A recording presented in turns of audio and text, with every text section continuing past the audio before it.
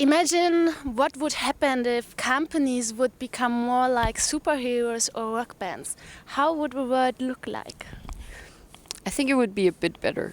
I think that companies would actually have increased revenue by it if they would start consider themselves more like superheroes or like rock bands.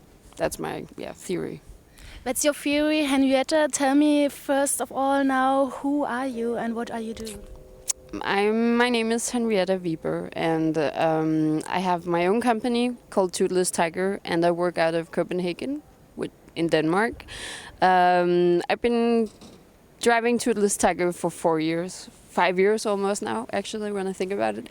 And I do social marketing and branding for companies, and I talk a lot about Web 2.0 tools and how companies can use them with a marketing perspective. My idea of marketing is actually not about eyeballs, and it's not about getting your product seen by a lot of people. It's more building relations with your companies and or with your customers, and being a part of the communities that the customers are actually already a part of. So, could you illustrate it through a concrete example how it would look like if a company realizes your thoughts? Well, I mean, I think that if you're supposed to do a marketing strategy, I think that you cannot get around to it without putting up some digital resources for it. And my theory is that those digital resources would actually be better, or would actually increase more value for the company if they actually had people talking to other people online instead of doing advertisements and stuff. So it's actually, I think that the viral effects that can happen within communities, it's where the company should actually start working instead of like having this distance to their customers, especially online. So that's basically my thesis. I'm working a lot on something I call return on involvement these days instead of return on investment. So it's like, I think it's really important that companies are not going to try and measure this as they measure everything else, because this is going to be completely different. But at the end, how will they create revenues? Well, I think we'll still sell a lot of products.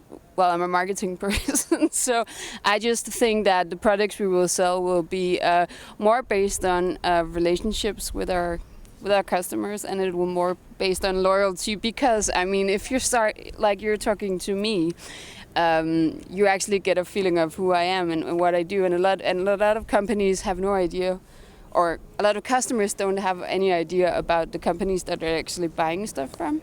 So I think that is also as a part of the whole thing about the long tail and stuff. That is where we're going to be in the future. I don't really know if I'm scared to say this, but I'm pretty convinced that there's going to be more smaller companies, and or more smaller brands, you would say. It could still be the same companies that people can relate to, instead of big brands that they know are making some kind of products that they buy, but they have no relationship with them whatsoever. So you are helping all that companies which are focusing on the long tail, is that right? Yeah, mostly. I also help like big companies, but that's mostly not consulting. That's just talking about things or giving speeches and workshops for them to actually help them embrace these tendencies. So now please give some names of nice stories which you would say would be good examples for already being rock stars in the long tail area. I think, let me think of, I think Ford Automotive, or the automobile company, is a very good example of a rock star company, because I'm actually saying that these businesses the business of the businesses should be more than business, and Ford is actually doing this because they have a plant in, I think somewhere in the US called Fort Rouge, which is the original plant of Ford. I think it's in Detroit somewhere. But they basically, what they did was that they hired this green company called William McBower and Partners, I think is their name, to actually create a cradle-to-cradle process for this plant. Which means that this plant, even though that it's making cars and it's driving its facilities as it normally do, then they did initiatives that where it's actually the plant is giving more back to nature than it takes from nature.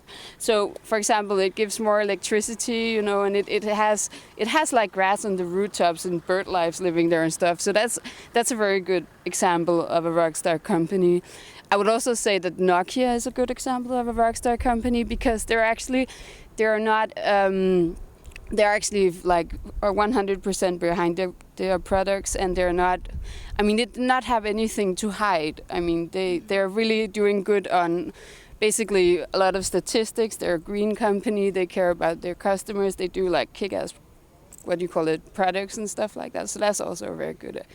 But what are huge brands? And you just said that it's more a way for smaller brands, for unknown brands, to become a rock star and in that way to get in touch with their customers. Well, I think that if I was a small brand, well, I am a small brand in myself, you might say. I think that one of the things that you need to be is transparent. And I'm not talking about being transparent about the ways that you, like from a marketing perspective, but I'm talking about, you know, displaying both the good, the bad, and the ugly to your customers or to your potential audience. So, I mean, that is one of the things you could do. And then I would do several initiatives and kind of work my way through these initiatives to actually support the marketing efforts of the small company. Okay. So, yeah, and last but not least, could you give our listeners a small hint what they could do to become a famous rockstar company? Yeah, I think they should think different. And I think they should, I mean, I think a lot of it is about intuition. It's about like seeing like what you really want to do in your life and how you can actually do it from a company's perspective. Dreams is a huge part of about this. I think that good people wants to work with other good people, and if you can facilitate that, you'll come a long way. So that's one of the things that they could do for sure. So keep on dreaming and realize your dreams. I think that's the message you want to give. And thank you, Henriette, for that interview. You're welcome. You're welcome.